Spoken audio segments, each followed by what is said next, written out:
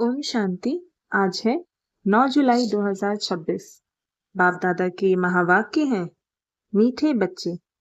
बृहस्पति बाप ने तुम बच्चों पर बृहस्पति की दशा बिठाई है।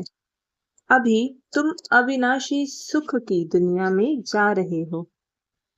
प्रश्न है, अविनाशी बृहस्पति की दशा किन बच्चों पर बैठती, उनकी निशानी क्या होगी?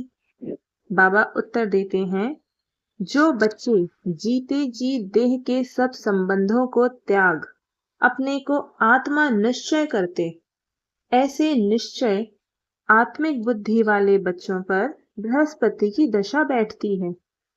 उनके ही सुख का गायन है कि अतीन्द्रिय सुख को गोपियों से पूछो, उनकी खुशी कभी भी गुम नहीं हो सकती। गीत बजा है, ओम नमः शिवाय। ओम शांति।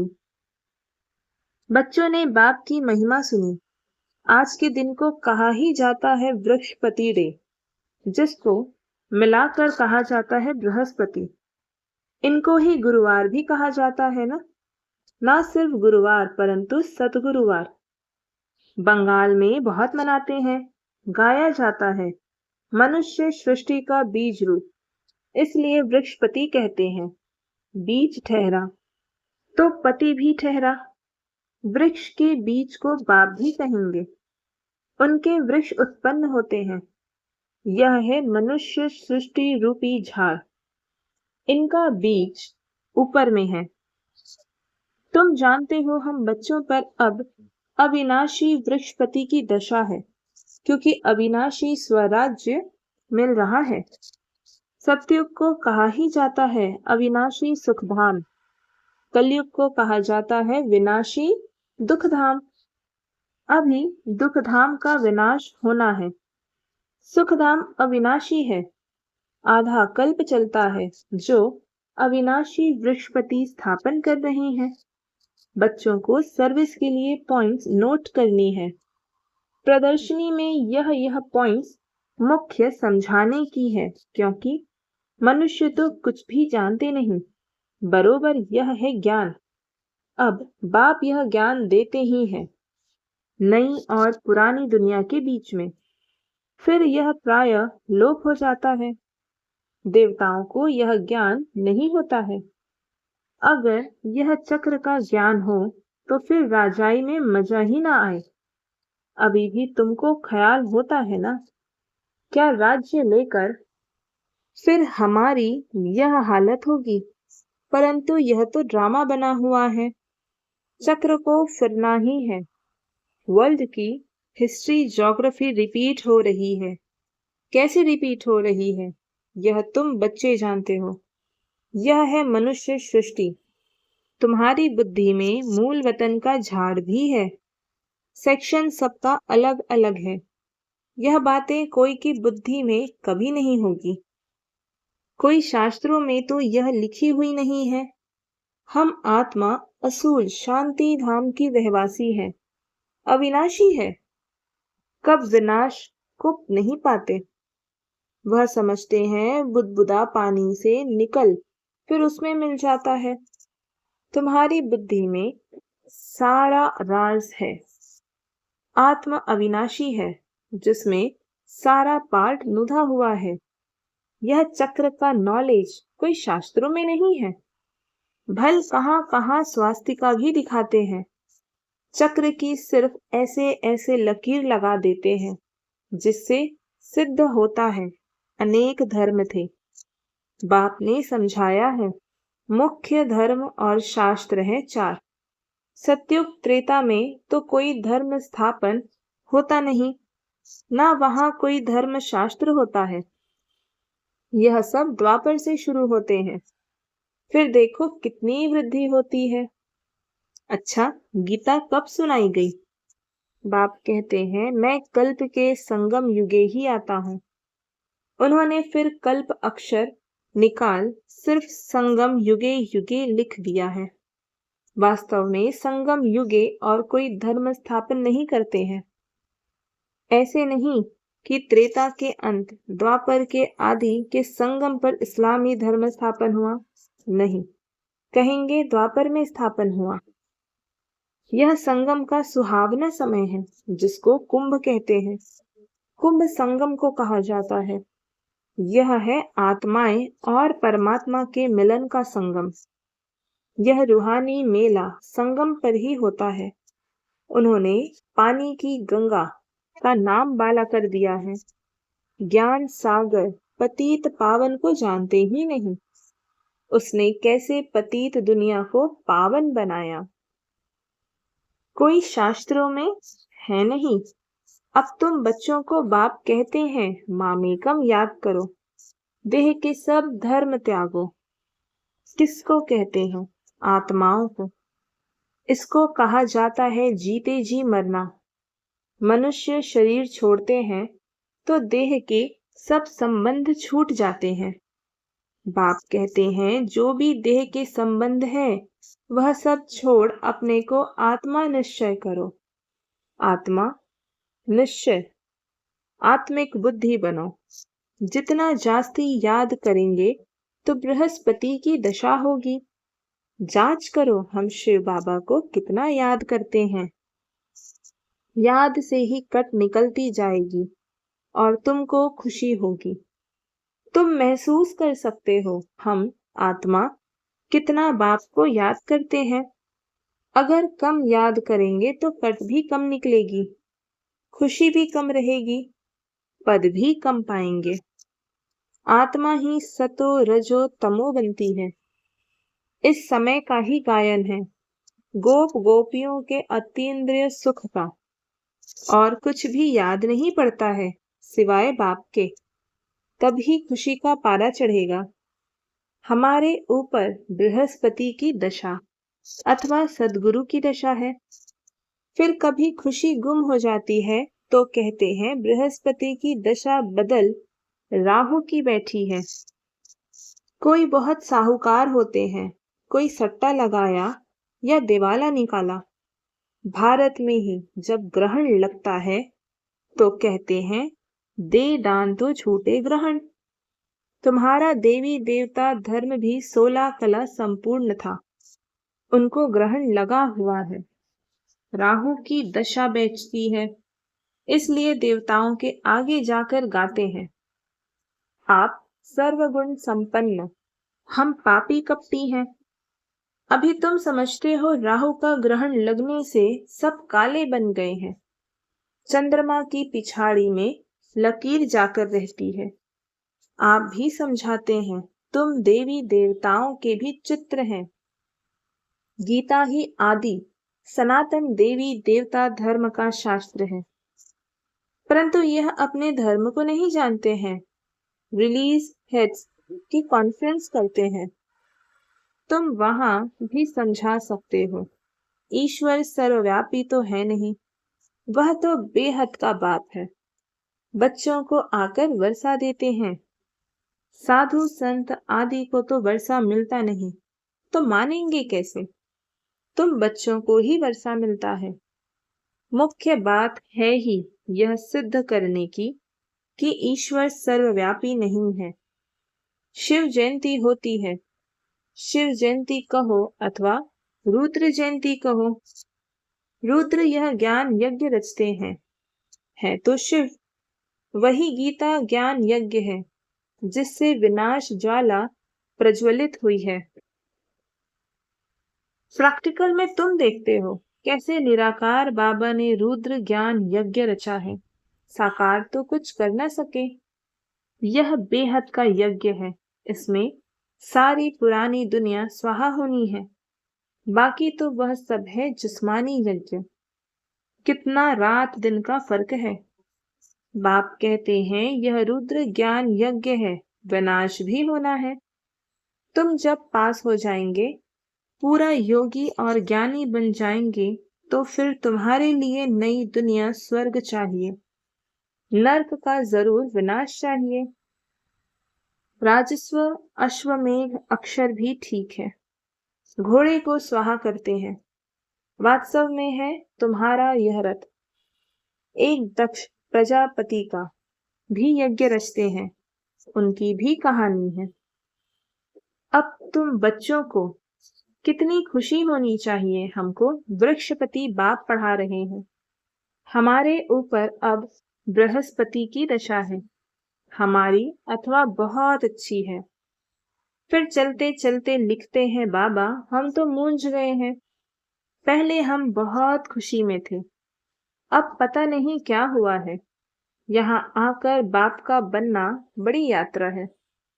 वहां तीर्थ यात्राओं पर जाते हैं तो कितने पैसे खर्च करते हैं।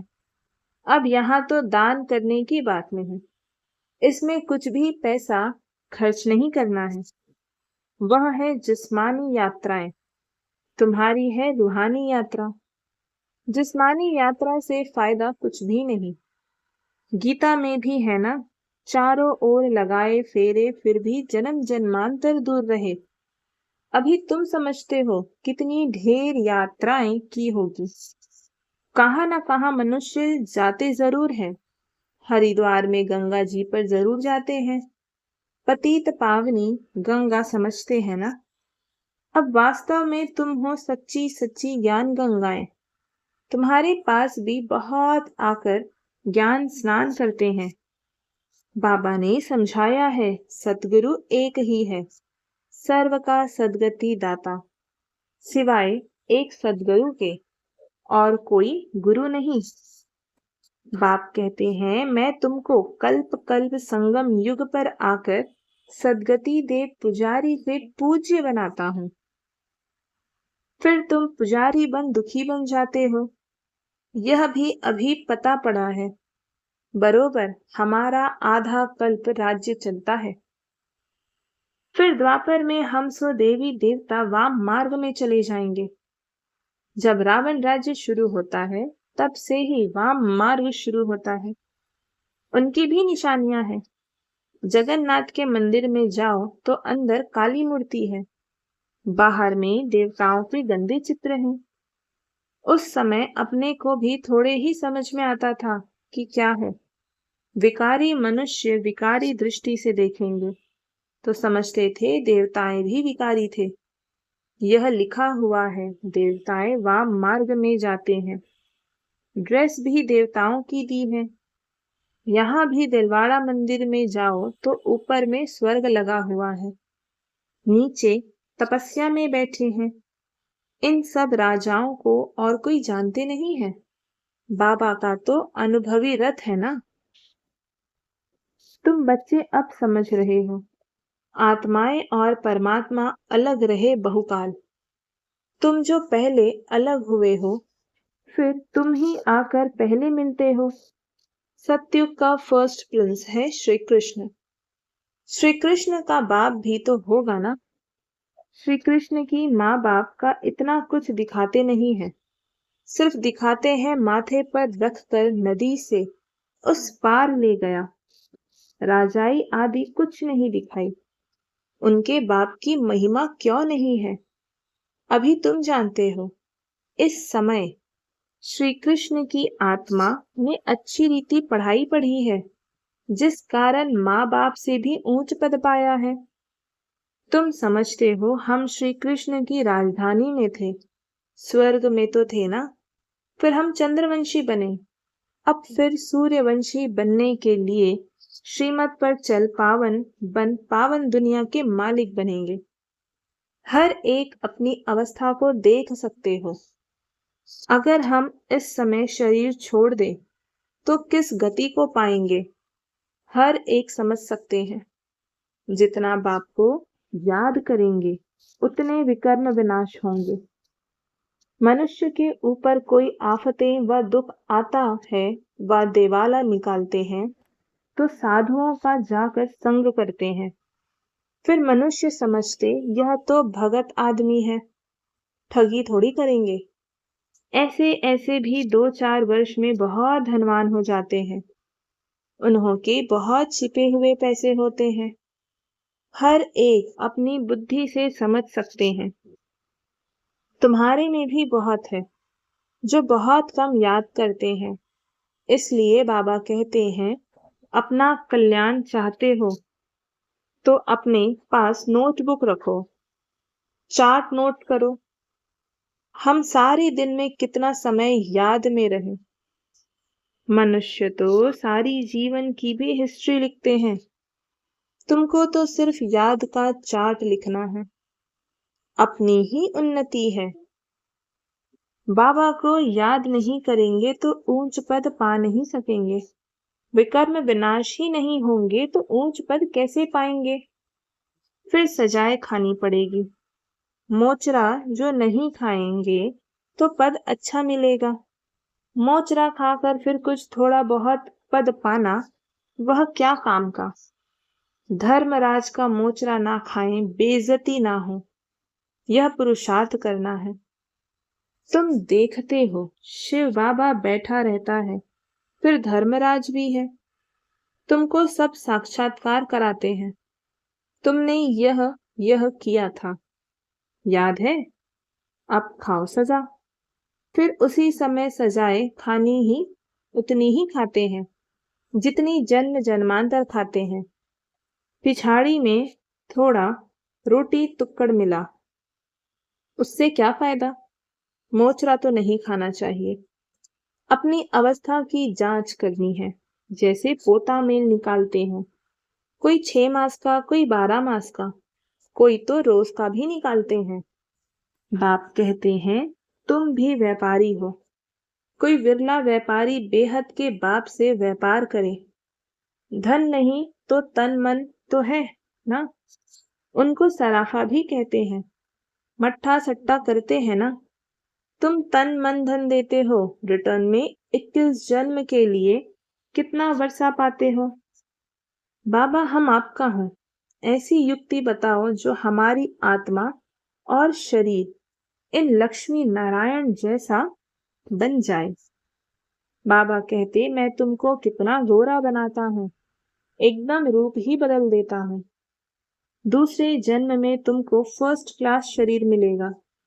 तुम वैकुंठ में भी देखते हो। तुम जानते हो यह मम्मा बाबा फिर लक्ष्मी नारायण बनेंगे। एम ऑब्जेक्ट भी दिखाते हैं।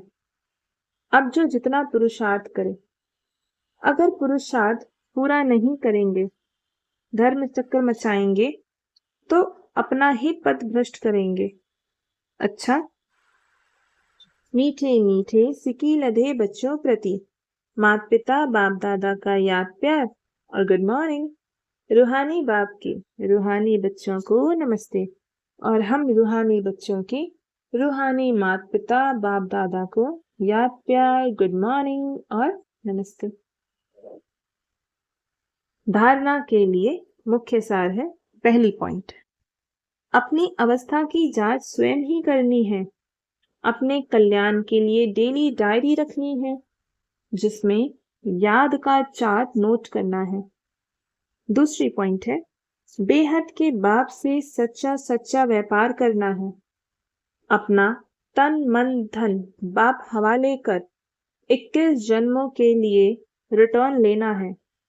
निश्चय बुद्धि बन अपना कल्याण करना है।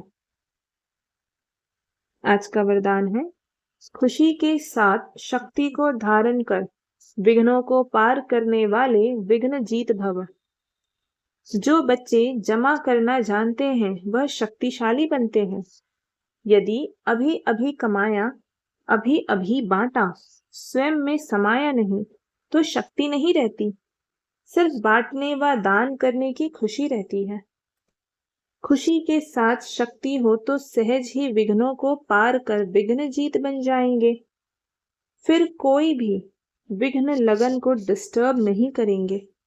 इसलिए जैसे चेहरे से खुशी की झलक दिखाई देती है, ऐसे शक्ति की झलक भी दिखाई दे। आज का स्लोगन है, परिस्थितियों में घबराने के बजाय उन्हें शिक्षक समझकर पाठ सीख लो। ये अव्यक्त इशारे, ज्वाला स्वरूप स्थिति में रह शक्तिशाली याद का अनुभव करो। लास्ट सो फास्ट पुरुषार्थ ज्वाला रूप का ही रहा हुआ है। पांडवों के कारण यादव रुके हुए हैं। पांडवों की श्रेष्ठ शान, रूहानी शान की स्थिति यादवों के परेशानी वाली परिस्थिति को समाप्त करेगी। तो अपनी शान से परेशान आत्माओं को शांति और चैन का वरदान दो। ज्वाला स्वरूप अर्थात लाइट हाउस और माइट हाउस स्थिति को समझते हुए इसी पुरुषार्थ में रहो। अच्छा, ओम शांति।